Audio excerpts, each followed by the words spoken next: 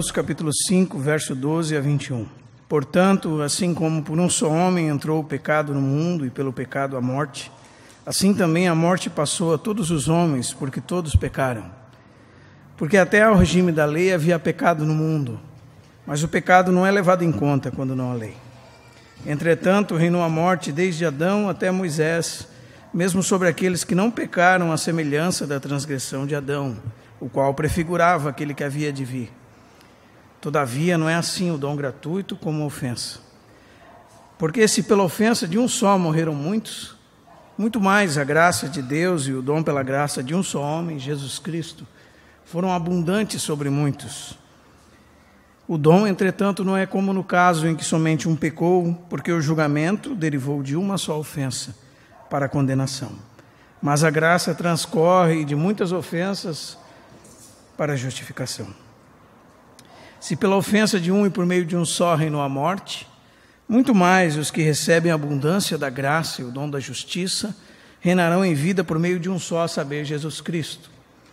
Pois assim como por uma só ofensa veio juízo sobre todos os homens para condenação, assim também por um só ato de justiça veio a graça sobre todos os homens para a justificação que dá vida.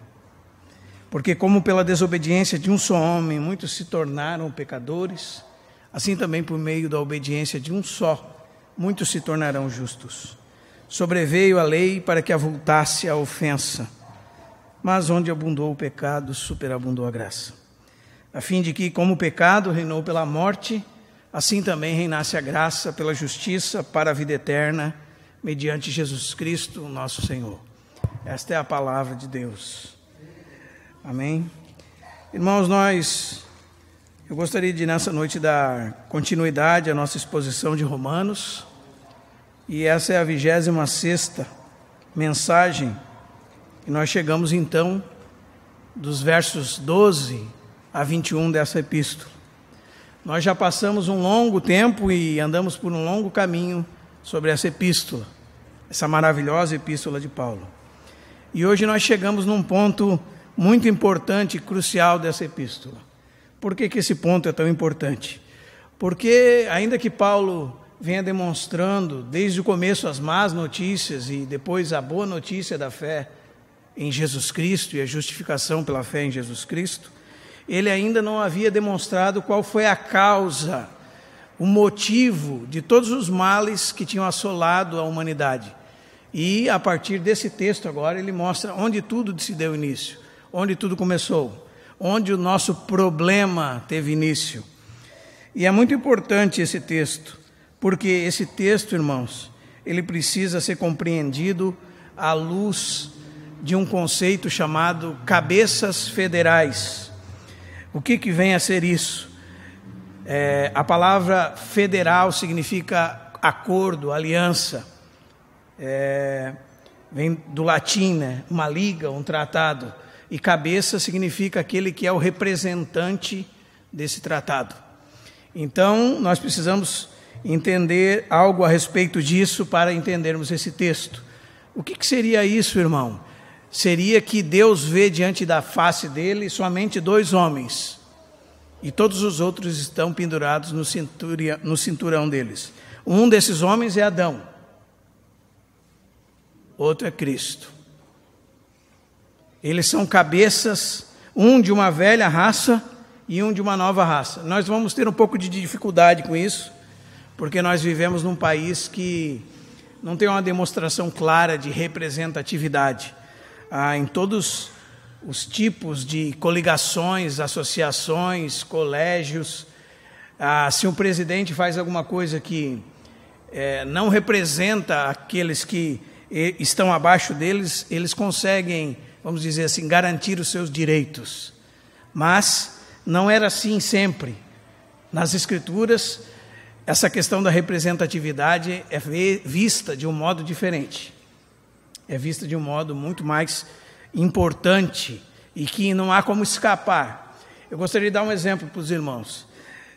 Se nós conhecemos a Primeira Guerra Mundial, nós sabemos, por exemplo, que nem todos os alemães concordavam com a atitude do seu representante de entrar em guerra contra o mundo, mas sem dúvida nenhuma todos eles sofreram as consequências desse ato, deste homem que os representava diante do mundo, que era o seu Führer, né? O seu presidente, o seu César, o seu chefe, o seu representante. E em muitos lugares nós conhecemos esta questão da representatividade e podemos ilustrá-la. Qual é o nosso problema? O problema é que na sociedade atual, todo tipo de coligação, representação, associação, da maior até a menor, está sendo desmanchada, dissolvida. A família está sendo dissolvida. Qualquer tipo de união está sendo dissolvida. A igreja está sendo separada, dividida, não é? Não se sabe o que é a união da igreja, o que é essa questão de muitos representarem um só corpo, uma só raça, um único homem, um corpo constituído de muitos homens. No Império Romano isso era bem claro, né? Nós ouvimos falar da pessoa jurídica, que era constituída de muitas partes, né? E sobre elas tinha um representante, que falava por elas e as representava. E é este ponto de vista que nós precisamos conhecer para que esse texto se abra para nós. Irmão, isso é uma coisa do mundo? Não, isso é uma coisa da Escritura. A representatividade é uma coisa da palavra de Deus. Você vai ver isso, por exemplo, você vai ver isso, por exemplo, quando um chefe de família cometia um pecado e o juízo de Deus vinha sobre toda a sua família por causa do pecado do representante daquela família. Aquilo que era chamado cabeça de tribo, cabeça de família. Então, cada tribo tinha o seu cabeça, o seu representante. E as atitudes dele representavam a atitude de toda a tribo. E assim, num âmbito maior, é com toda a humanidade. Todos estão em Adão. Todos estão debaixo do cabeça que é Adão. Amém? E nós precisamos perceber que há dois grupos só diante de Deus. Ou Adão e aqueles que estão debaixo dele, ou de Cristo e os que estão debaixo de Cristo. Adão é o cabeça federal de toda a humanidade caída. Cristo é o cabeça federal de toda a raça dos redimidos. Em Adão, você está, ou em Cristo. Se você está em Adão, você está perdido. Se você está em Cristo, você está salvo. Ou pertencemos ao grupo dos perdidos, ou ao grupo dos salvos. Essa era a mensagem do puritano chamado Thomas Goodwin. Dizia, diante de Deus há somente dois homens. Todos os demais homens estão no centurião deles. Ou no de Adão, ou no de Cristo. E por que isso é importante? Porque com cada um desses homens, Deus fez uma aliança. O primeiro homem, o cabeça de uma nova raça, ele fez um pacto com Deus. É chamado na Escritura de pacto das obras, ou aliança das obras. Por quê? Essa aliança havia um tratado entre Deus e o homem, e nesse tratado havia o que a parte do homem deveria fazer e o que a parte de Deus deveria fazer, e se fosse quebrado esse tratado, haveria consequências pela parte que a quebrou. E quem a quebrou o primeiro tratado, irmãos? Quem quebrou a primeira aliança? Adão quebrou a primeira aliança e colocou toda a humanidade debaixo do jugo das consequências da maldição de Deus. Se você não entende isso, dificilmente você vai entender o Evangelho. Se você não entende Gênesis capítulo 3, dificilmente você vai entender o Evangelho. Porque é essa má notícia que é esse pano preto de fundo para que o diamante do Evangelho possa brilhar, possa resplandecer. Você já viu um vendedor de joias? Você já notou que ele sempre coloca as joias sobre um pano preto, de veludo preto? Por que ele faz isso? Para que o brilho das joias se evidencie. Da mesma forma, se nós não entendermos a queda, a maldição, o pecado e as suas consequências, a hereditariedade do pecado, tudo o que aconteceu com o homem, a culpa, a perda de comunhão, a separação com Deus, a morte, todas as misérias dessa vida, se nós não entendermos esse pano preto, dificilmente o Evangelho vai ter um brilho refulgente como deveria ter para nós. E da mesma forma, quando o Evangelho brilha, quando o Evangelho resplandece, quando a luz da glória do Evangelho de Cristo resplandece, automaticamente a miséria humana é manifesta. O pecado é manifesto e nós temos os olhos abertos e reconhecemos a nossa podridão e miséria. Então nós precisamos conhecer que há 2 homens, há 2 atos e 2 resultados. Simplificou bastante, né? 2 homens, 2 atos, 2 resultados. Quem são eles? Adão e Cristo. 2 homens, 2 alianças, uma quebra de aliança, outra ratificação de aliança em Cristo Jesus. Uma quebra de aliança e desobediência, resultando em morte, resultando no domínio do pecado e da morte, em todas as misérias dessa vida. Então você pergunta para mim assim, por que os homens sofrem? Por que as pessoas nascem cegas, outras mudas? Por que há doenças? Por que a naturalidade do ser humano é morrer hoje, o que não era? Por causa do pecado. E você e eu precisamos conhecer isso, entender bem sobre isso. Então nós temos aqui, irmãos, também para colocar isso a nível de introdução, precisamos perceber que Adão nos representa e Cristo nos representa de 2 maneiras. Uma é como algo judicial, legal, e outra como algo orgânico, vital. Uma a teologia chama de representatividade e a outra realismo. Nós somos ligados a Adão juridicamente, ele diante de Deus é nosso representante legal, e nós somos ligados a Adão organicamente, ele é o nosso pai, nós estávamos nos lombos dele quando ele pecou. Você conhece essa figura da Bíblia? Você vai encontrar lá em Hebreus capítulo 7, quando diz que o autor de Hebreus, querendo evidenciar que Melquisedeque era maior que Arão e que Cristo, como sumo sacerdote, era superior à ordem levítica, ele diz que Levi mesmo estava nos lombos de seu avô Abraão, quando ele pagou dízimos a Melquisedeque. E de maneira passiva ele diz que Levi pagou dízimos a Melquisedeque na pessoa de Abraão. Ou seja, Levi não existia ainda, nem era nascido. Mas estava onde? Segundo a palavra de Deus, nos lombos de Abraão. Estava dentro de Abraão. Porque ele era um filho de Abraão. E é dessa forma que nós falamos desse realismo, uma união orgânica com Adão. Nós somos filhos de Adão. Amém? Por isso o C.S. Lewis, nas suas crônicas, sempre chama os homens de como? Filhos de Adão. Né? Quando eles vão para aquele mundo dele, como eles são chamados? Filhos de Adão. Ele conhecia bem esse conceito da representabilidade e do realismo. Ele nos representa legalmente e ele nos representou organicamente. Amém? Dito isso, irmãos,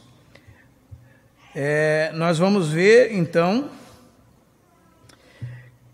que tanto o pecado dele como as consequências do pecado dele foram postas sobre todos os homens. Foram imputadas, foram colocadas na conta. A gente gosta de ouvir que a justiça de Cristo foi colocada na nossa conta, mas a gente tem que lembrar que todas as misérias e questões relacionadas ao pecado foram colocadas na nossa conta, por o nosso representante legal diante de Deus. Amém? Então, por isso que quando nós entramos no texto, com essa perspectiva, com esse olhar, nós começamos a entender melhor o texto. E você começa a entender porque Paulo começa a dizer assim, porque, portanto, assim como por um só homem. Amém? Por um só homem. O que aconteceu? Entrou o pecado no mundo. E que pecado é esse? Esse pecado não é os seus atos pecaminosos. os seus atos pecaminosos, já foi dito muito antes aqui no livro. Agora o assunto é outro. Agora o assunto já não é mais a fruta. Agora o assunto é a raiz da árvore. Agora o assunto não é mais o sintoma da doença. Agora o assunto é a própria doença. E qual é a doença? O pecado. Pecado no singular.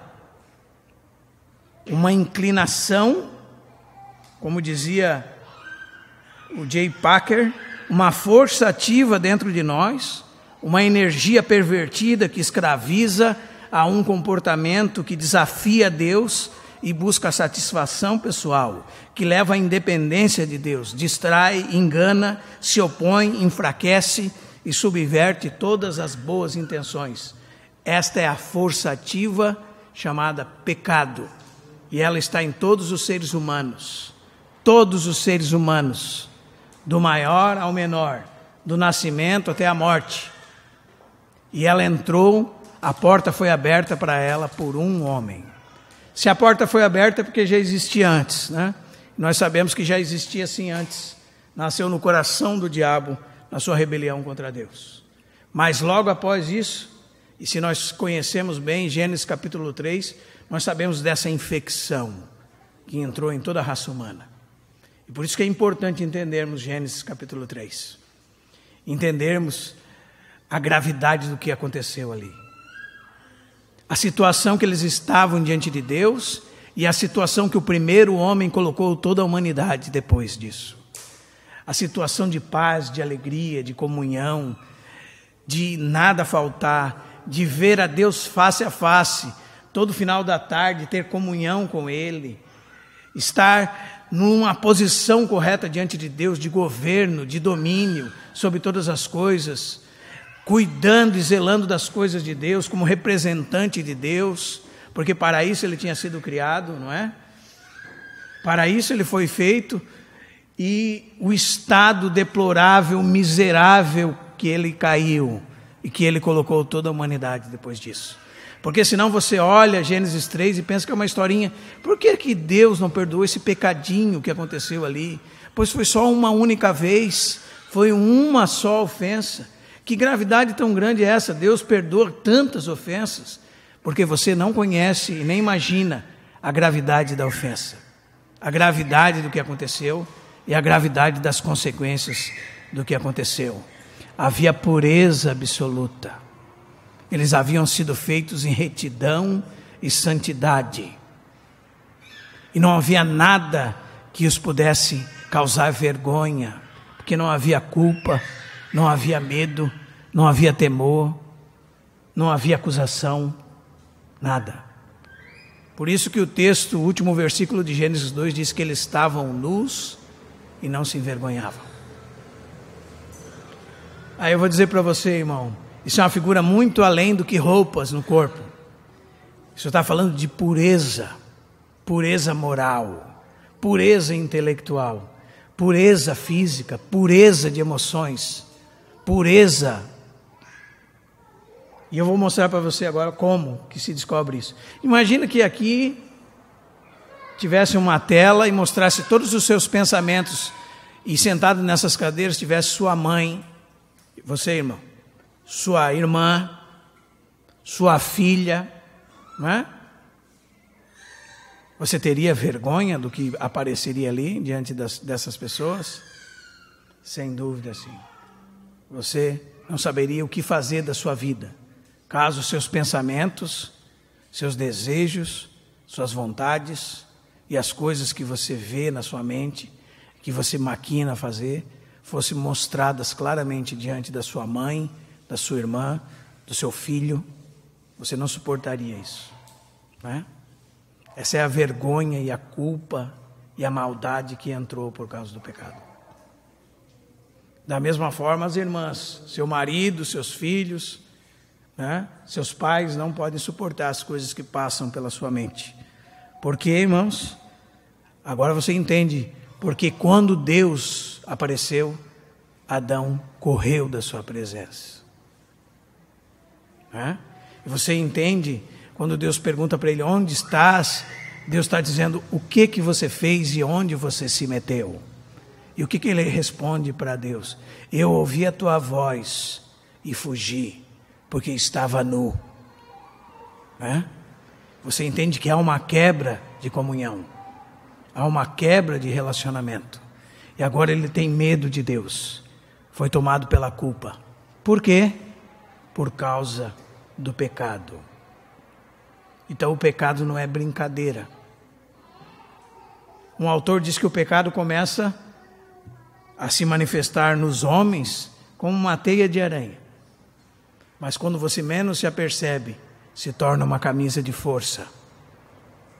Essa é a realidade da malignidade do pecado. Então, irmãos, nós lemos aqui que por um só homem, este que abriu a porta com sua desobediência. E sabe qual é a desobediência dele? A desobediência dele diz que ele agora se tornou o padrão de moralidade dele mesmo. Deus não é mais o padrão absoluto de moralidade. Ele pediu independência de Deus. Ele quis viver por si mesmo. Ele se rebelou contra o Altíssimo, o ser mais puro que conhece o mal, mas não se envolve com o mal. Não tem relação nenhuma com o mal, é pureza absoluta. E quando Adão quis conhecer as coisas, ele não conheceu como Deus, ele conheceu de dentro, porque agora ele é o que estabelece padrão de moralidade para ele mesmo. Ele pediu independência de Deus, ele se rebelou contra Deus, agora ele é senhor dele mesmo. Ele que estabelece o que é certo e o que é errado para ele mesmo, não mais Deus. Deus não foi suficiente para ele, como Deus não foi suficiente para Satanás. E por isso, ele queria se tornar como Deus. E foi isso que o homem fez. Sabe qual é o problema? O problema é que Deus conhece o bem e o mal de fora. Ele não tem maldade alguma. Ele é pureza absoluta. O homem conhece na sua experiência, porque se tornou uma doença dentro do seu próprio coração. E agora ele tenta fazer o bem, não pode mais. Mas o mal que ele quer fazer, não pode deixar de fazer. Porque ele conhece na sua própria experiência. É como alguém que conhece o câncer, um doutor, um oncologista, ele conhece tudo sobre câncer, mas ele não tem câncer. Já ele trata muitos pacientes que têm neles o mal, neles a doença, neles o câncer. Foi isso que Adão fez com ele, e foi isso que Adão fez com toda a raça humana.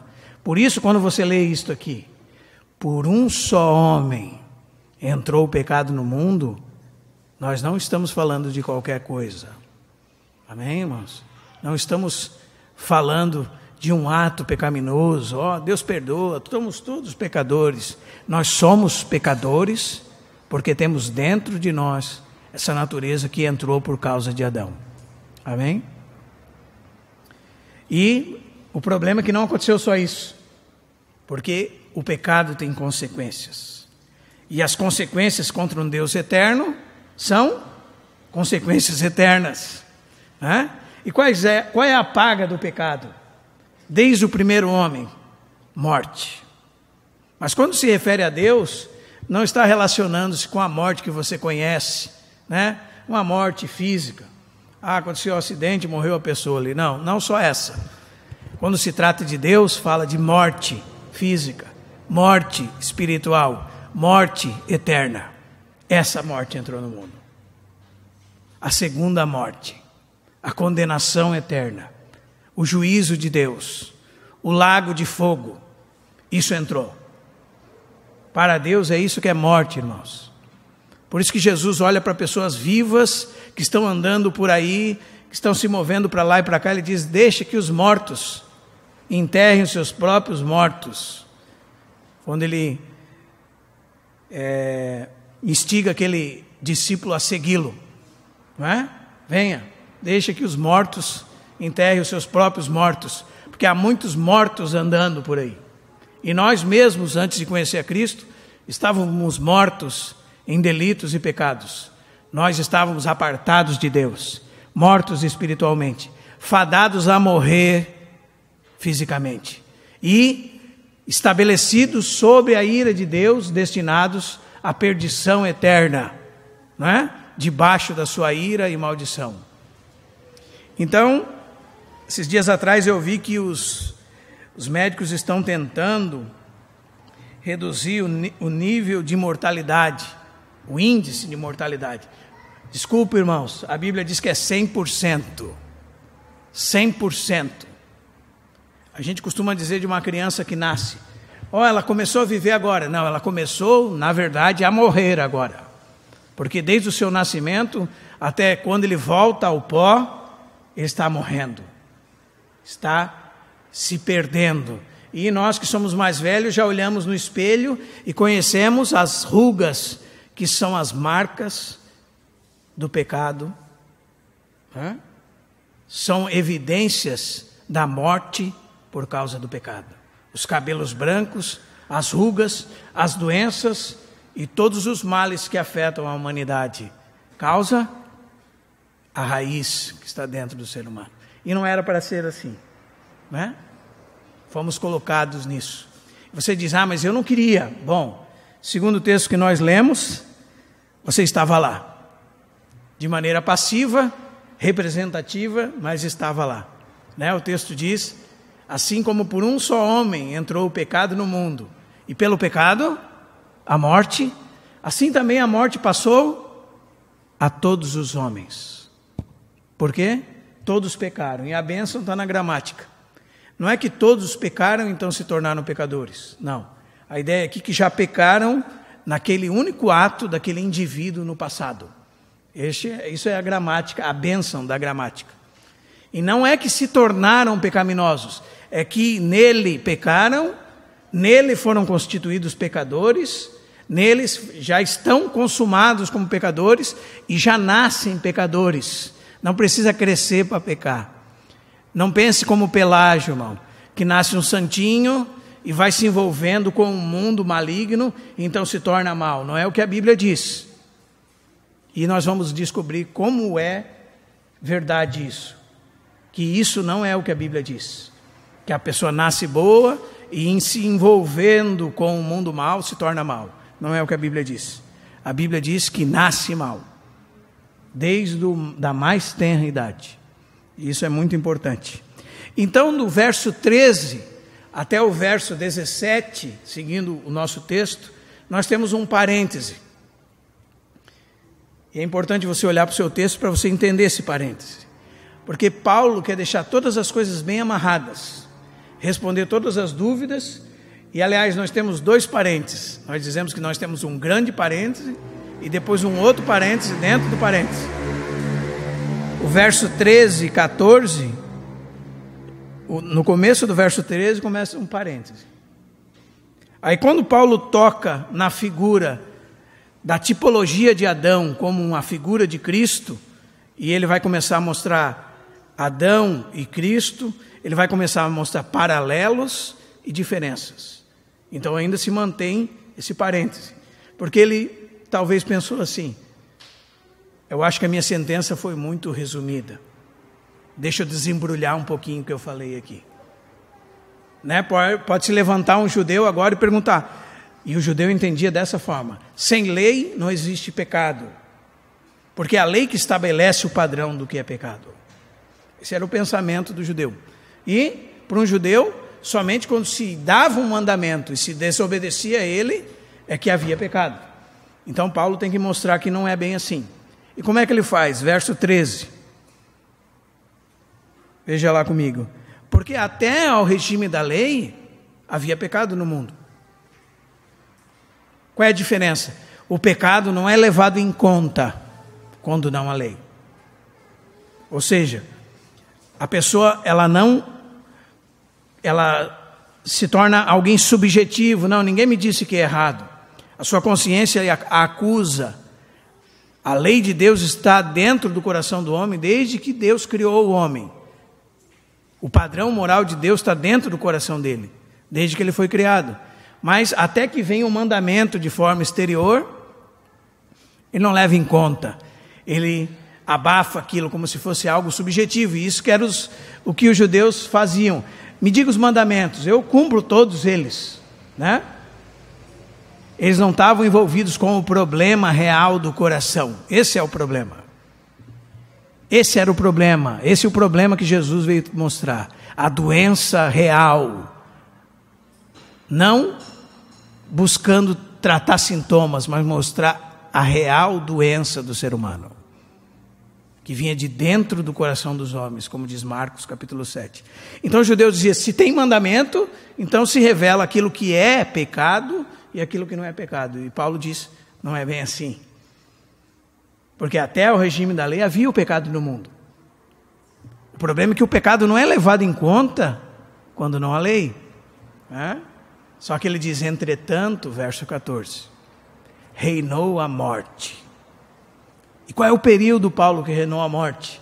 Desde Adão até a entrega da lei. Desde Adão até o legislador de Israel. O homem por meio de qual Deus deu a lei. Desde Adão até ele reinou quem? Reinou a morte. O que Paulo quer explicar aqui? Por que ele tem que abrir esse parênteses? Vou mostrar para vocês que não funciona bem do jeito que vocês pensam. E como é que prova-se que havia pecado ainda que Deus não havia dado a lei? Todos morreram. Desde Adão até Moisés, todos estavam debaixo do domínio da morte. Todos estavam debaixo desse domínio. Por causa disso, todos morreram. Sabe por que você lê Gênesis capítulo 5 e fala assim, fulano viveu tantos anos, gerou filhos e filhas, viveu mais tantos anos e morreu. Beltrano gerou filhos e filhas, viveu tantos anos e morreu. E morreu. E morreu. E morreu. E morreu. Por quê? Por causa do pecado morreu. Por isso Adão fez um filho à sua imagem, à sua semelhança. Amém, irmãos? Aí nós conseguimos entender que Paulo está desembrulhando o assunto aqui. Eu preciso abrir esse parêntese, porque vai ter que amarrar pontas para que não fique nenhuma solta. Só que no final do verso 14 ele diz assim, Adão prefigurava aquele que havia de vir. Agora ele tem que abrir mais um ponto. Lembram? Um parêntese no verso 13, agora tem que abrir o parêntese dentro do parêntese. Para quê?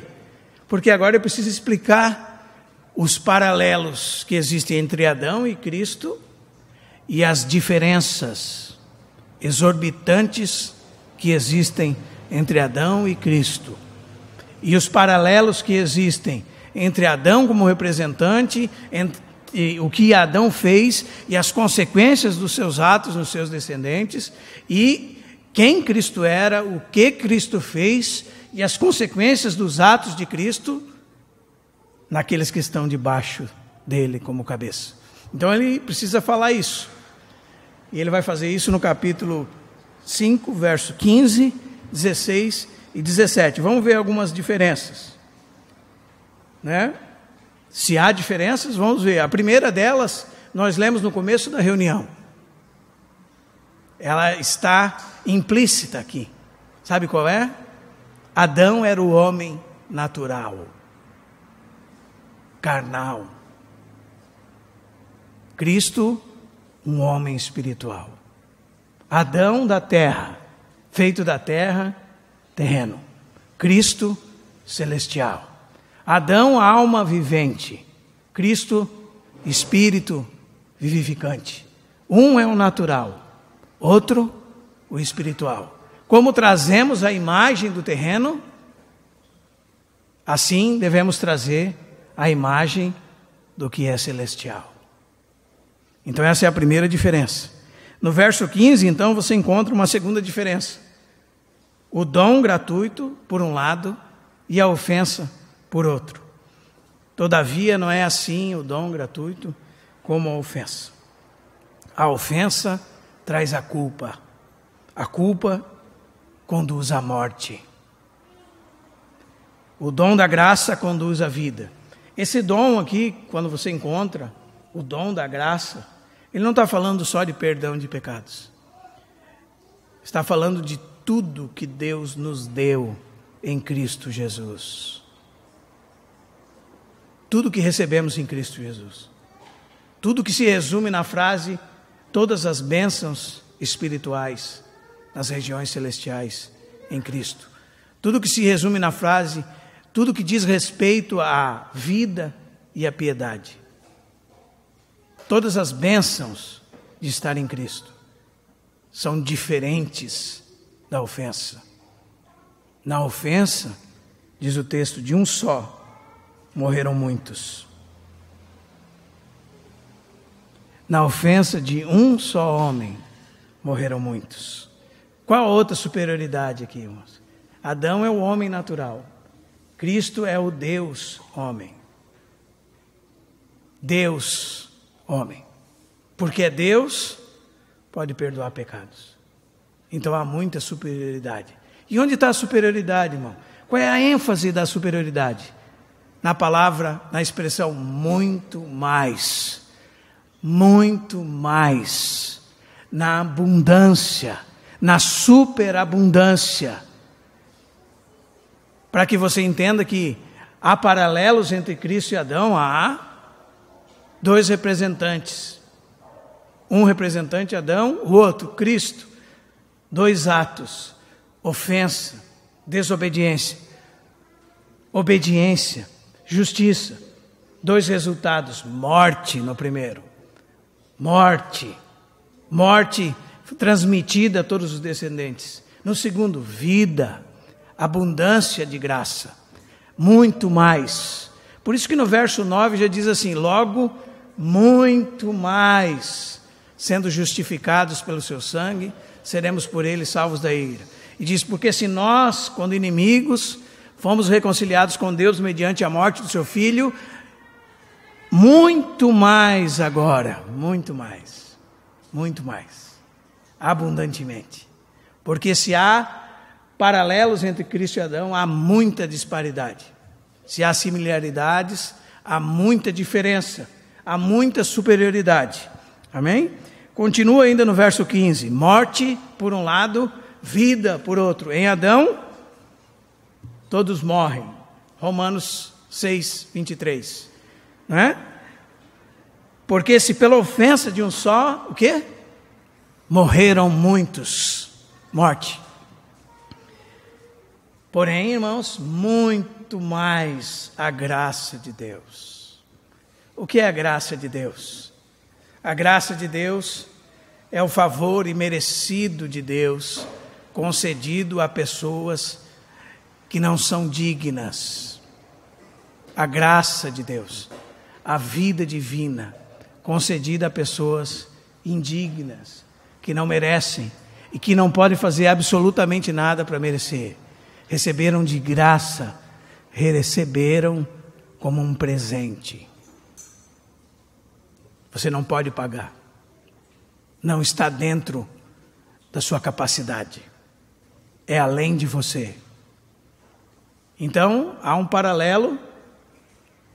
Dois atos, dois homens, dois atos, dois resultados. Mas qual a diferença? Em Adão, morte. Pela ofensa dele, a ofensa é resultado, o resultado da ofensa, melhor dizendo, é morte. A justiça e retidão de Deus vão levar Adão aonde? A punição. E qual era a punição? Morte. A graça e a misericórdia de Cristo nos levam ao perdão e a salvação e a vida. Então, quando às vezes a gente ouve a palavra salvação, na nossa cabeça a gente só tem essa ideia assim, de ir para o céu um dia e ser livre do inferno. Precisamos realmente reconhecer o que significa ser salvo, o que significa estar em Cristo, o que significa receber perdão do pecado, reconciliação.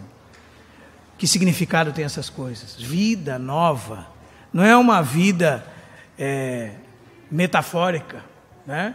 Ideológica, um padrão que não pode ser experimentado. É vida verdadeira, genuína em Cristo Jesus. Amém? Seguindo as nossas comparações, verso 16, uma só ofensa, por um lado, muitas ofensas por outro, né? A ofensa trouxe juízo. juízo condenatório. Veja o texto. O dom, entretanto, não é como no caso em que somente um pecou. Porque a sentença condenatória de Deus, né? Porque o julgamento derivou de uma só ofensa para a condenação. Mas a graça, ela transcorre de muitas ofensas para a justificação. Por uma só ofensa veio juízo sobre todos os homens. Agora, de um mar de ofensas, de milhares e milhares e milhares de ofensas, por todas as eras, foram cobertas por Cristo, pelo sangue de Cristo. E numa atitude que ocorreu uma única vez, e de uma vez por todas. Você entende isso? Quando você percebe em Gênesis capítulo 3, o que Deus precisou fazer para que eles fossem redimidos daquela dificuldade. Deus assassinou um animal, matou um animal, melhor dizendo, né? Assassinar é premeditar um assassinato. E arrancou a pele daquele animal e fez roupas para Adão e Eva. Aqui você já tem um sacrifício, não é? E essa é a gênese dos sacrifícios. Aqui você tem o primeiro derramamento de sangue. Porque sem derramamento de sangue não há remissão de pecados. Falando com um jovem hoje, disse isso, ele disse, então, Deus queria sangue? Exatamente. Uma vida por uma vida. Sem derramamento de sangue, não há remissão de pecados. Se não houver derramamento de sangue pelo pecado, não há justiça. Porque todo pecado que é contra Deus é pecado mortal, eternamente mortal. E deve haver restituição, justa paga. E se Deus vai perdoar alguém, deve haver, da parte dele, a entrega do preço para que haja esse perdão. Então Deus toma o animal e faz peles para Adão e Eva. E depois, isso passou muito tempo, irmãos. Abel conhecia muito bem como deveria se apresentar diante de Deus. Foi por isso que o sacrifício de Caim foi negado por Deus, não foi aceito. Ele não trouxe um monte de fruta podre, como mostrou na novela da Record. Ele trouxe, foi o trabalho da sua própria mão, do seu próprio esforço, pensando que podia ser aceito diante de Deus por sua própria conta e próprio esforço. E Deus teve que dizer para ele assim, você não entendeu direito, você não entendeu qual é a natureza do pecado e como ele requer sacrifício para remissão. Por isso eu recebi de Abel. Se procedesses bem, serias aceito. Mas como procedestes mal, o pecado jaz à porta. Está fora de ti. Em toda maldição no mundo e está dentro de ti. Cabe a ti dominá-lo. E ao invés de se arrepender, ouvir a voz do Senhor, o que ele fez? A Bíblia diz que ele era do maligno e assassinou o seu irmão. Ele premeditou. E ele era tão maligno que ele, como se dissesse para Deus assim, então é sangue que você quer? Vou te dar sangue. Vou dar sangue do teu acolhido, do teu escolhido. E a ideia que 1 João 2 dá desse texto é que ele cortou a garganta do seu irmão. Como se cortava a garganta dos animais no sacrifício. Ele, por trás do seu irmão, cortou a garganta do seu irmão. E premeditou esse assassínio. Homem maligno. Amém, irmãos? E é muito interessante nós percebermos essa questão, irmãos. Muito importante nós reconhecermos que sem derramamento de sangue não há remissão de pecados. Deve haver justiça diante de Deus. E todos os cordeiros que morreram desde aquele dia, todos os animais, estavam anunciando o dia que João olharia para Jesus Cristo, o Filho de Deus, o segundo Adão, o último Adão, o segundo homem. Olharia para ele, que viria até ele, homem que era justo, João, profeta de Deus, e quando a própria santidade, a própria bendita pessoa, o santo de Deus estava diante dele, ele disse que deste homem ele não era digno nem de, curvando-se, desatar as correias das sandálias. Este homem, ele olhou, apontou e disse: eis o Cordeiro de Deus, que tira o pecado do mundo. Por isso Irineu fazia uma comparação entre Adão e Cristo e dizia sobre a doutrina da recapitulação, que é outra palavra para o que nós estamos dizendo aqui. Criação em Cristo, em Adão, em Cristo, nova criação. Nascimento em Adão, em Cristo, novo nascimento. E você começa com o reconciliação, regeneração, redenção, recapitulação, voltar a congregar em Cristo, todas as coisas, trazer de volta, fazer novo. Aquele que está em Cristo é nova criatura. Em Adão, morte. Em Cristo, vida. Amém, irmãos? E agora, só vida, só perdão, algo só externo em nós, de nós, não. Algo orgânico, vital, que veio por Cristo Jesus. Uma união com Cristo Jesus. A mesma união, muito superior à que nós tínhamos com Adão, né? Que união nós tínhamos com Adão? De vida, éramos filhos de Adão, agora somos filhos de Deus, por meio de Jesus Cristo. Por isso, irmãos, que fala assim no verso 17, fechando o nosso parênteses: se pela ofensa de um só, e você ouve muito isso, uma só ofensa, por meio de um só, reinou o quê? A morte. É isso que está escrito aqui? Assim também, muito mais os que recebem a abundância da graça e o dom da justiça reinarão em vida por meio de um só, a saber, Jesus Cristo. O que receberam em Adão, irmãos?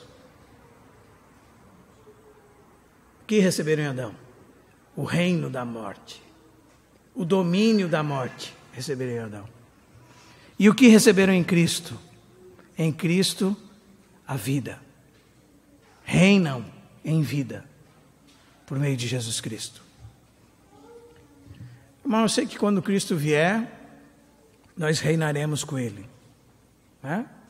Aqui não está falando sobre isso, não só sobre isso, que está falando de manifestar a vida de Deus agora, já, vida espiritual, realidade divina. Aqui está falando de estar introduzido num reino celestial, um reino onde Cristo é o cabeça e nós somos reis e sacerdotes dele, com ele, e reinamos com ele. Aqui está falando de vida manifestada, realidade de vida vivida, viver pela vida que recebemos de Deus. Há uma diferença em você receber algo e você se apegar a esse algo de maneira que possa viver por meio dele e através dele. Aqui está, irmãos, a diferença de toda a miséria ou abundância de realidade na vida cristã. Qual é? É se vivemos pela vida que recebemos.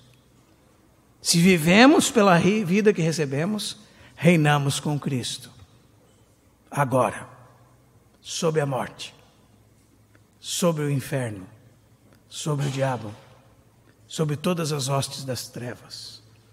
Até o dia, como diz Paulo em Romanos capítulo 15, que o Senhor esmagará debaixo dos nossos pés a Satanás.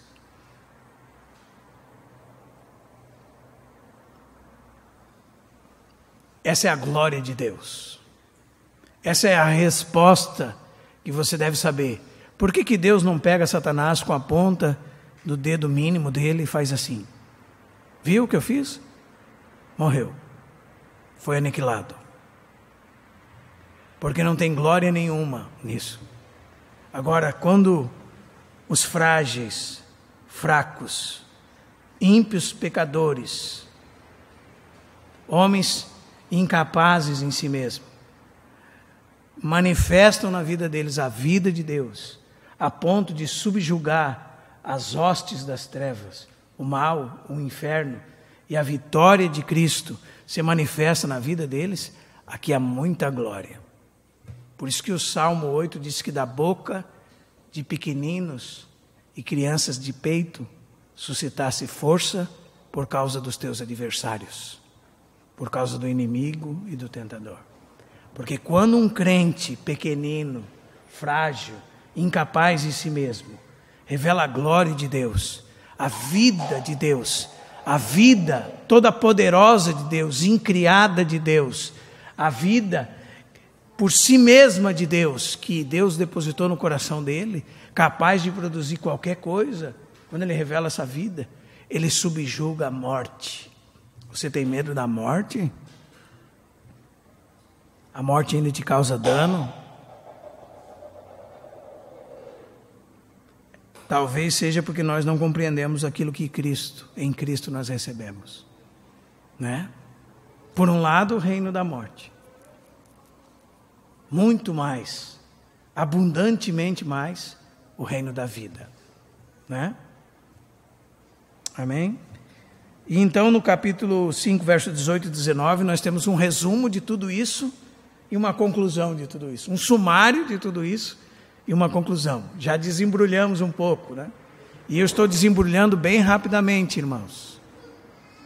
Muito rapidamente. Talvez você ache que nós estamos ocupando muito tempo. Estamos desembrulhando bem rápido. Houve um santo do passado que levou 14 anos expondo essa epístola. E nesse capítulo ele levou mais de 400 páginas. Versículo por versículo. Palavra por palavra. Até exaurir o máximo que poderia retirar de toda a riqueza que nós temos aqui. Mas como nossa intenção e não é essa, nem a nossa capacidade é para tanto, né? Vamos seguindo na capacidade que Deus nos dá, nessa velocidade. Então no verso 18 e 19 vocês têm um resumo e uma conclusão. Pois, assim como por uma só ofensa, agora se agrupa tudo, veio o juízo sobre todos os homens para condenação, um só ato, uma só ofensa. E você deve conhecer bem ela. Vou repetir mais uma vez. Conheça bem Gênesis 13. Procure encontrar um livro do Dr. Carson, chama-se O Deus Presente. Ele fala toda a história bíblica em 14 capítulos. E quando ele vai falar do capítulo de quando entrou o pecado no mundo, tudo é relacionado a Deus. O Deus que criou todas as coisas. Ele começa expondo a criação de Deus. Quando ele vai falar da queda e do pecado original, ele vai falar do Deus que poupa os rebeldes. Então ele trata do capítulo 3. Por uma só ofensa veio o juízo sobre todos os homens para condenação. Assim também, por um só ato de justiça, veio a graça sobre todos os homens para a justificação que dá vida. Irineu dizia que, da mesma forma que o homem comeu de uma árvore que causou a morte, desta forma, semelhante a isso, o Filho bendito de Deus foi pregado em uma árvore para que a vida pudesse ser vivida hoje, em realidade, pudesse ser trazida de volta. Então é um ato de justiça. Qual ato esse, irmãos? Que ato é esse? A morte do Filho de Deus na cruz do Calvário.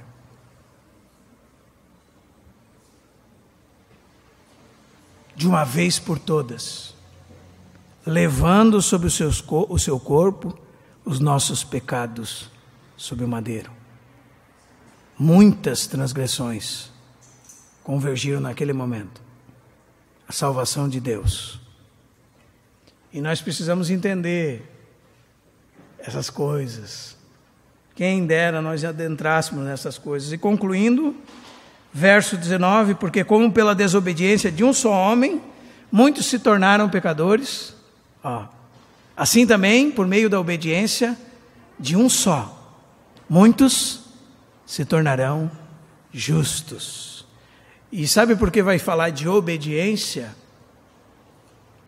E sabe por que você vai ler em Filipenses 2, do verso 4 até o verso 11, de obediência?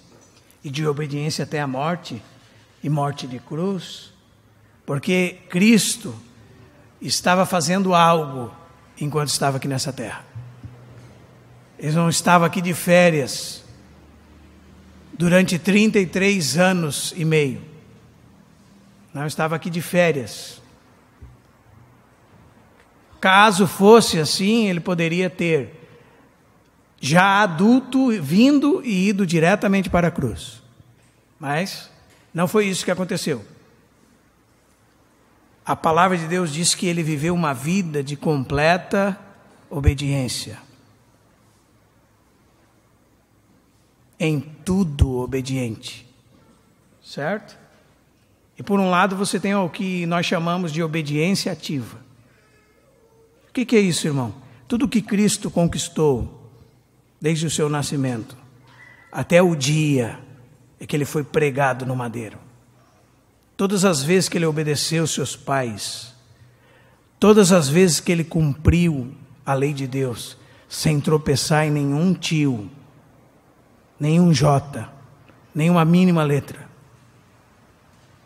numa vida santa e perfeita, ele mesmo o cumprimento de toda a lei, fazendo tudo, cumprindo todas as ordenanças de Deus, as legítimas ordenanças de Deus, por uma vida perfeita, sem pecado. Para que ele fez isso, irmãos? Para nos dar essa vida. Para nos dar essa realidade. Então aqui você tem essa obediência ativa.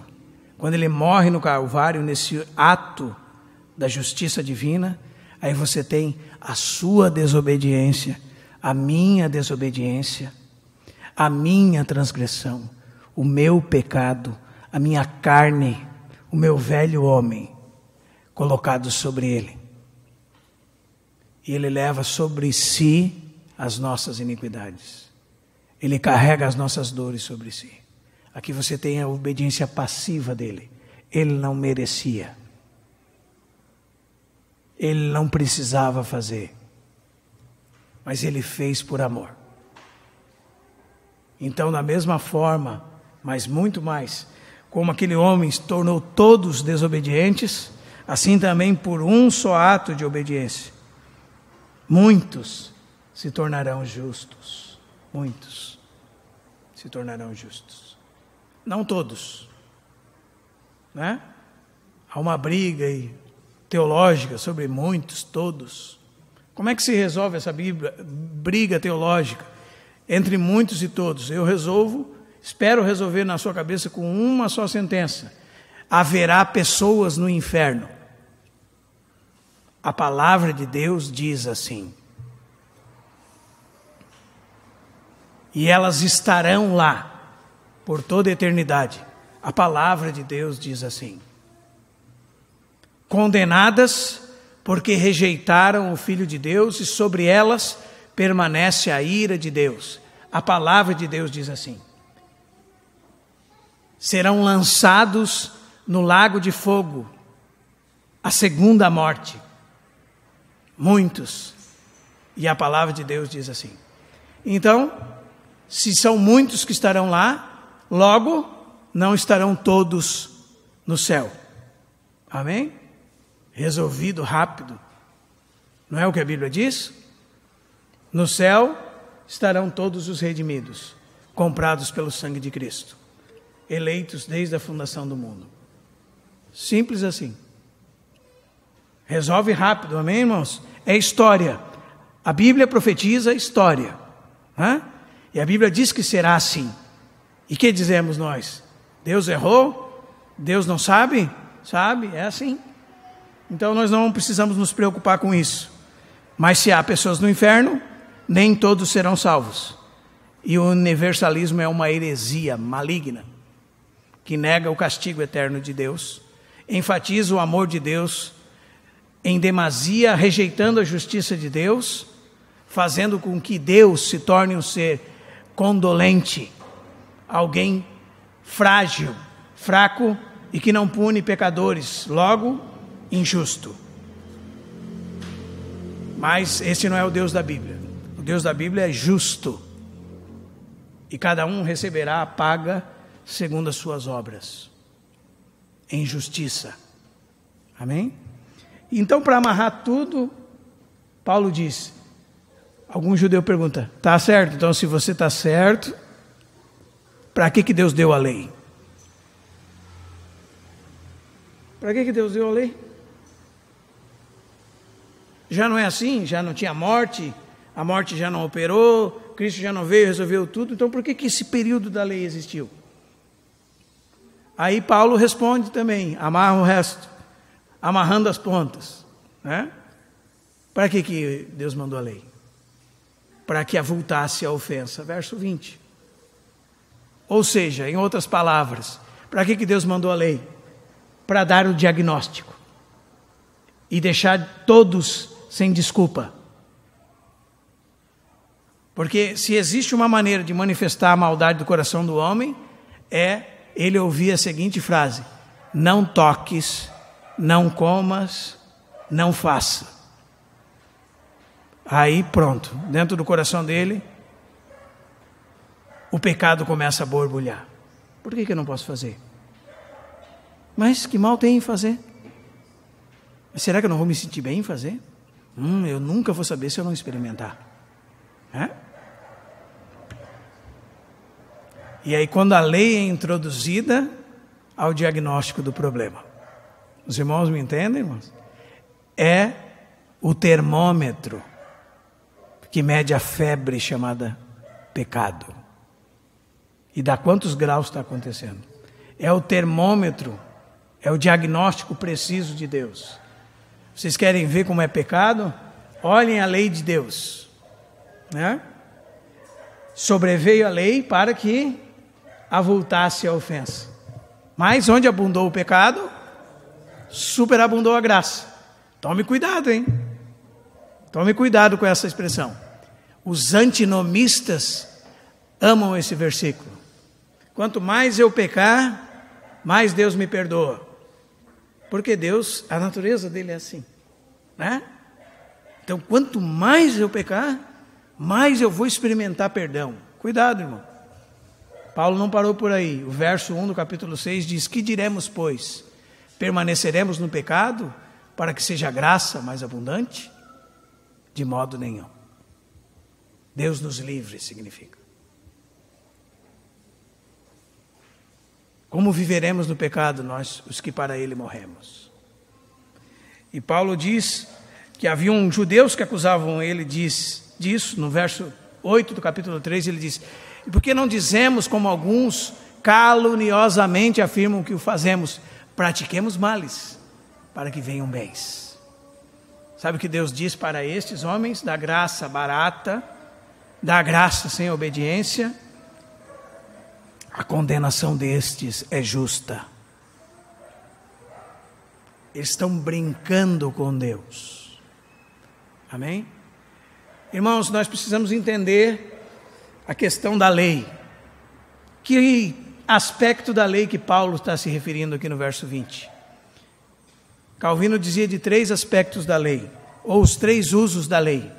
Você pai, você mãe, você filho, você esposa, você marido, você chefe de casa, você precisa saber. Precisa saber.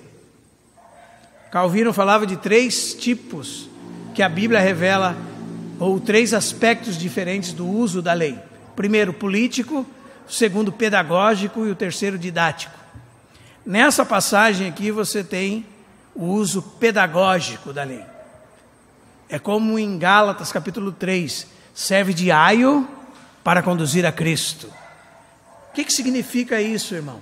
Quando você aplica a lei no coração da criança, você vai mostrar para ela que ela é uma filha de Eva, um filho de Adão, e que nela existe pecado.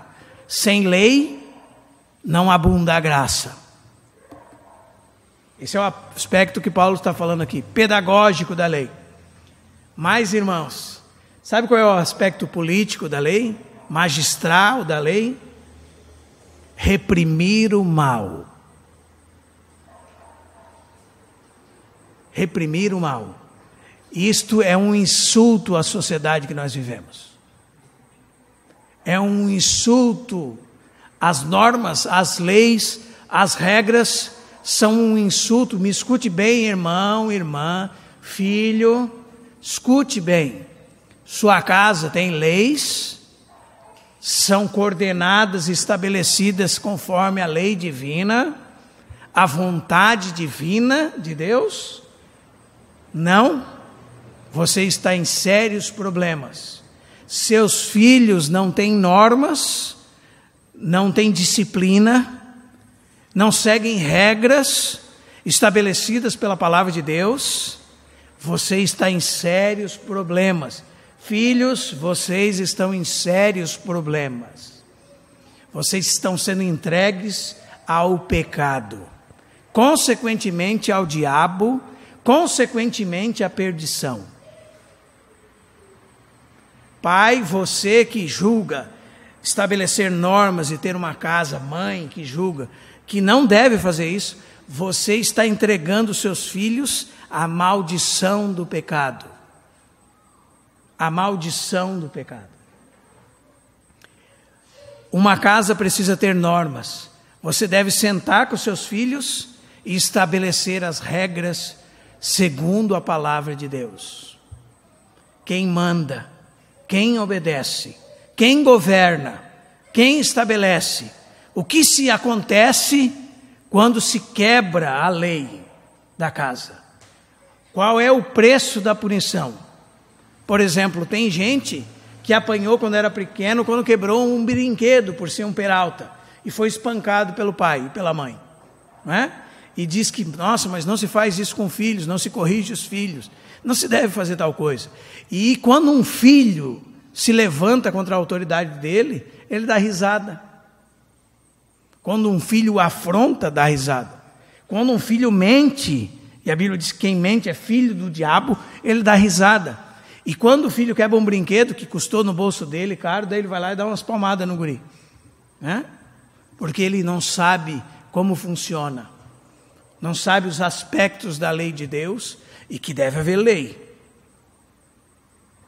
É isso que restringe o mal numa casa. Deve haver norma. E numa casa o pai é aquele que governa e aquele que executa juízo contra os malfeitores.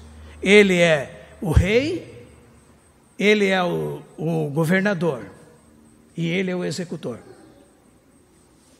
Amém? A lei é de Deus. Mas se você está se eximindo dessa responsabilidade, você tem dois problemas. Você dará conta diante de Deus e você está entregando seus filhos à maldição. Não tem outro caminho. Amém, irmãos? Então esse é o aspecto restritivo da lei.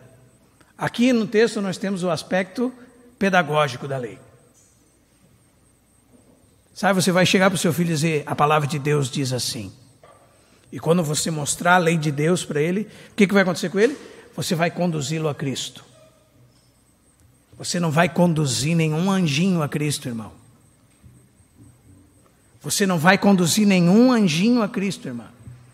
Você vai entregar ele a Satanás, a maldição, ao pecado, caso você não obedeça o que Deus fala. Não importa qual seja o seu histórico, você não é um melhor pedagogo do que Deus. A psicologia moderna não é um melhor pedagogo do que Deus. E Deus disse como se deve fazer, como se deve governar uma casa, como se deve estabelecer normas, restringir o mal numa casa. E a Bíblia diz que cada pecado e injustiça deve receber o seu justo castigo, o correspondente castigo. Isso é lei, irmão. Leia o último versículo de Colossenses, capítulo 3. Aquele que pratica a injustiça, receba a injustiça feita. E nisto não há acepção de pessoas. Colossenses, capítulo 3. Se você arredar a vara da correção e não aplicar a justiça, você não estará conduzindo seus filhos a Cristo. Eles não conhecerão que são pecadores, não conhecerão como são miseráveis e carentes da glória de Deus e da graça, e não serão conduzidos a Cristo, estarão perdidos. E você tem responsabilidade sobre isso. Então nós precisamos entender. Leu a lei na Bíblia? Li. Que aspecto o autor está falando? Do aspecto restritivo da lei? Ah, ela serve sim. Garanto para você que serve. Sua casa tem normas? Os pequenos debaixo do seu domínio e do seu governo respeitarão as normas. Se houver relativa punição, haverá restrição do mal. Amém? Na sua casa é pregada a lei de Deus, a vontade de Deus, você estará conduzindo as crianças a Cristo. Não diga para o seu filho, eu não acredito que você fez isso. Hoje você descobriu que você deve acreditar que ele fez, faz pior, faz coisas inacreditáveis, do mesmo jeito que você fez. Certo, irmãos? Do mesmo jeito que nós fizemos. Nós não podemos subestimar os filhos de Adão. Amém? E então no último versículo diz assim, a fim de que, como o pecado reinou pela morte, agora nós estamos nesse reino, o reino de Cristo Jesus, debaixo do governo de Cristo Jesus. Nesse reino temos toda a abundância da graça que precisamos, capacidade para exercer justiça nessa terra, justiça infundida nos corações dos crentes, justiça manifesta para o mundo pela vida de Deus, para a vida eterna por meio de Jesus Cristo nosso Senhor. Esse é o texto que nós lemos hoje. E o que aprendemos disso? Primeiro, eu gostaria de falar rapidamente, leve o pecado a sério. Leve o pecado a sério, irmão, na sua vida. Leve essa força ativa a sério na sua vida. Leve, não permita que ele o escravize. A cruz de Cristo derrubou o domínio do pecado, mas ainda você tem a presença dele aí, em você. E você tem uma luta constante a ser travada. O pecado jaz à porta. Cabe a nós dominá-lo, colocá-lo debaixo de jugo, não ser subjugado por ele. Leve a sério isso. Em segundo lugar, nós precisamos reconhecer as consequências da desobediência. Reconhecer claramente que não é brincadeira. Reconhecer tudo o que aconteceu pelo pecado de Adão. Houve consequências? Houve. Houve juízo severo? Houve. Houve, irmãos. Houve morte, consequências eternas. Será que nós temos entendido a gravidade do pecado? Quando você olha para as consequências, você vai descobrir como é grave, como é terrível, como é maligno.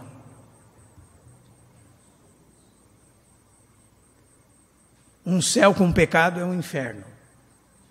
O inferno sem pecado é o céu. Como disse John Bunyan, o pecado é a chama mais abrasadora do inferno. Mais quente e abrasadora. Em terceiro lugar, não era para ser assim. Será que você está acostumado com a morte? Não se acostume com ela, não. A morte não é uma coisa normal. É comum, não normal. Há esperança. Há esperança proclamada. Não era para ser assim. E Cristo mudou esse quadro. Amém? Se nós estamos em Cristo, nós dormimos no Senhor. Descansamos das nossas boas obras. Estamos imediatamente com Cristo. Não é? Ausentes do corpo, presentes com o Senhor. 2 Coríntios capítulo 5. Muito mais precioso é a morte dos santos. Estarão com Cristo, descansam das suas fadigas. Suas obras os acompanham. São felizes, bem-aventurados aqueles que desde agora morrem no Senhor. Eles morrem em Cristo. A esperança está com eles. Serão ressurgidos, ressurretos. Ressoada a voz do arcanjo, ouvida a trombeta de Deus, Cristo descerá dos céus, e os mortos em Cristo, aqueles que estão em Cristo, ressuscitarão. Essa esperança bendita, essa esperança que não confunde, irmãos. Então, não era para ser assim. Em quarto lugar, compreenda claramente quem é você. Comece com você. Amém? Nessa noite com você. Depois com os que estão debaixo da sua responsabilidade. E então com os demais homens. Comece com você. Você não é nenhum santinho. Você não é nenhum bom homem e eu não sou nenhum bom homem. Nenhum de nós é bom. Bom somente um, que é Deus. Todos nós, todos os homens são pecadores. Comece com você. Você foi corrompido na sua mente, na sua emoção, na sua vontade, no seu corpo, nos seus membros. Não há bem nenhum na carne humana. Comece com você. Olhe na palavra de Deus e diga: isso aqui é para mim.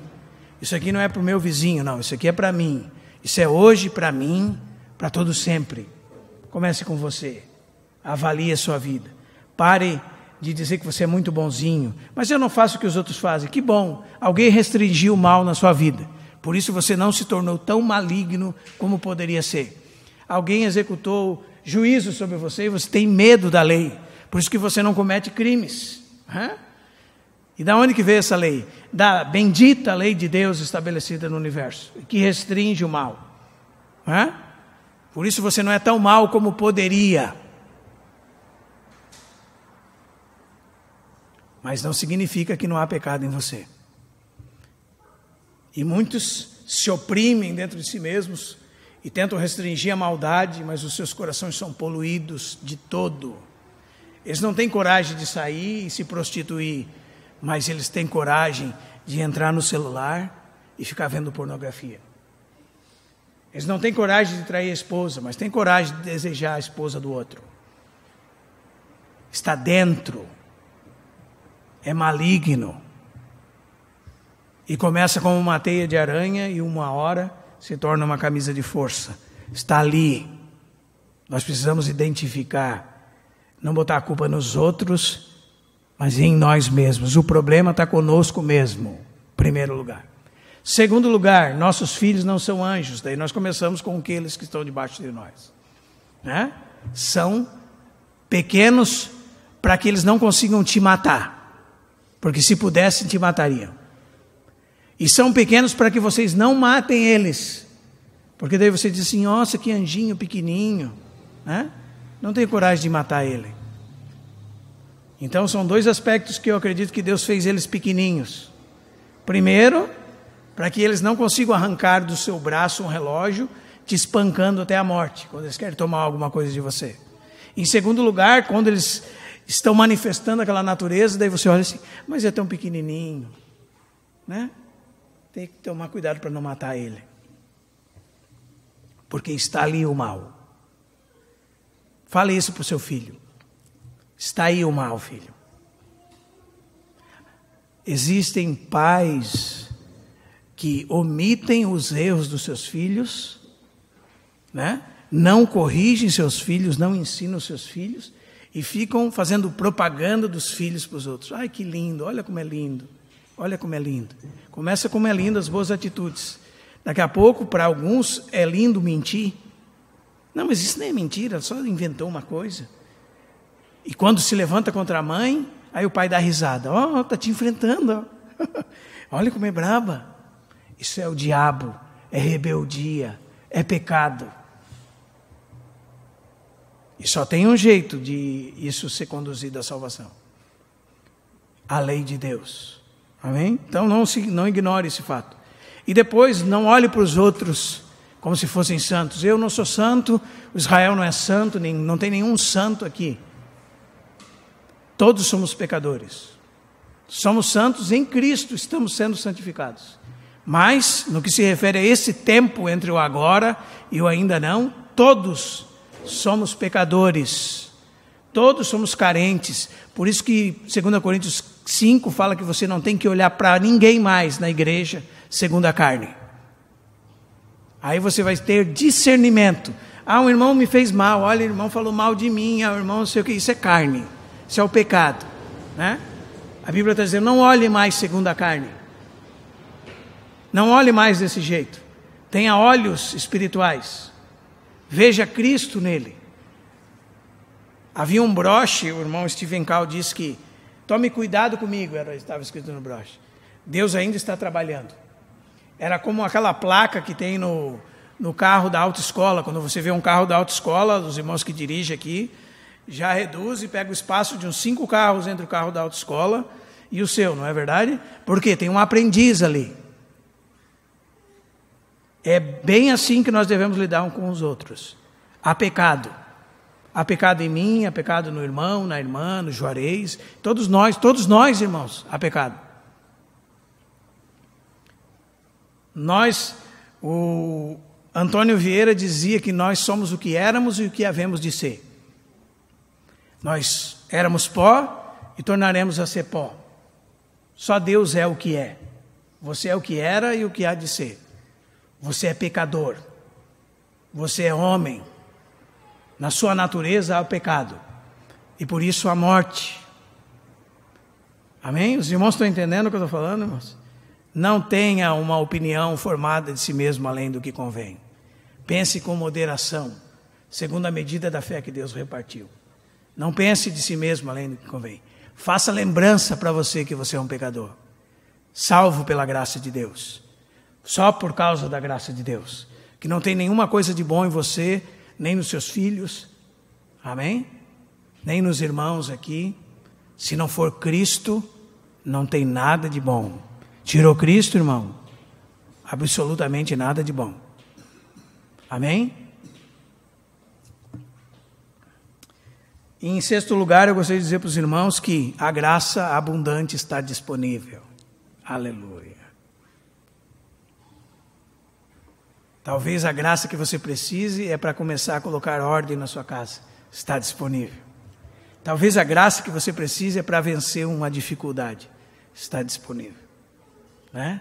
Talvez a graça que você precise seja aquela que traz paciência ao seu coração, longanimidade, bondade, fidelidade, mansidão, domínio próprio. Qual graça você precisa? A graça em Cristo, superabundante graça. Quando nós dizemos que não conseguimos é porque nós não entendemos as riquezas que nós temos em Cristo. E estamos pedindo, como o Rodrigo disse, né? Esmola em uma bacia de ouro, né? Estamos pedindo esmola numa bacia cheia de ouro e diamantes. Nós somos ricos pedindo esmola, porque não conhecemos a graça que recebemos em Cristo. Se Cristo venceu a morte, então, irmãos, não há o que temer. Nada. O Senhor Jesus disse que nem mesmo os que podem matar o corpo, não há o que temer. Você não precisa temer nada, nem ninguém. Você tem medo? De onde provém o seu medo? Você tem medo da morte? Você se sente inseguro? Você não consegue sair na rua sozinho? Você tem fobia? Que tipo de fobia você tem? Você não consegue entrar no elevador? Você não consegue dormir direito? Você acorda no meio da noite, sufocado? Que tipo de fobia você tem? Eu estou perguntando isso porque é a coisa mais comum dos nossos dias. Que tipo de remédio controlado você toma? Ou que tipo de remédio controlado você está dando para os seus filhos, seus parentes? Que possamos dar a Cristo, não estou falando nada contra remédio, Deus me livre. Amém, irmãos? Existem muitas pessoas que precisam. Mas estou falando que as pessoas têm buscado artifícios humanos para suprir as necessidades que Deus supre. Tem buscado artifícios humanos para suprir as carências que Deus supre. E é isso que você percebe e entende naquela história maravilhosa da mulher samaritana, né? Qual era a sede dela? A sede dela era de Deus. E como ela tentava suprir a sede que Deus poderia suprir nela? Com muitos prazeres, com muitos amores, com muitos maridos, com muitos pecados. Mas não em Deus. Mas Cristo tem graça suficiente, graça sobre graça. Sabe o que significa isso? Um comentarista diz que é uma onda do mar chegando. E você é inundado por ela e introduzido nela. Quando você levanta a cabeça, outra onda do mar chegando. Graça sobre graça. Suprimento de vida inesgotável para tudo o que precisamos. Então, irmãos, lembrem-se, é bom estar em Cristo. Amém? Estamos seguros nele.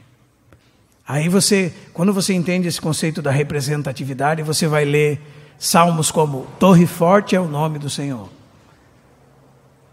Para ele o justo corre, estará em perfeito refúgio. Por quê? Porque ele é o cabeça, a cobertura,